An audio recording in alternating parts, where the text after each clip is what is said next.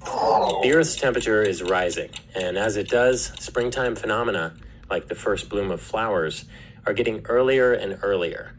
But rising temperatures aren't the only factor. Urban light pollution is also quickening the coming of spring. So temperature and light are really contributing to a double whammy of making everything earlier.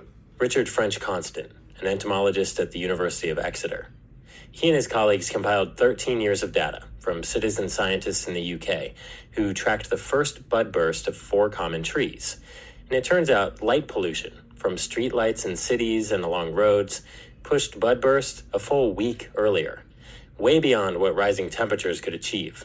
This disruptive timing can ripple through the ecosystem. The caterpillars that feed on trees are trying to match the hatching of their eggs to the timing of bud burst, because the caterpillars want to feed on the juiciest and least chemically protected leaves.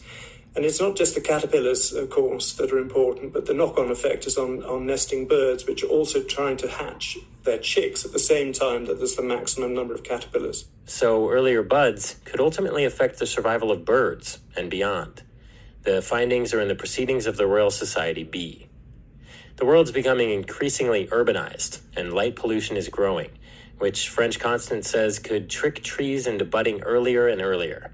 But smarter lighting, like LEDs that dial down certain wavelengths, could help. Perhaps the exciting thing is that if we understand more about how light affects this bud burst, that we might be able to devise smarter sort of street lighting that has less red components and therefore less early bud burst. Thus keeping springtime an actual springtime phenomenon.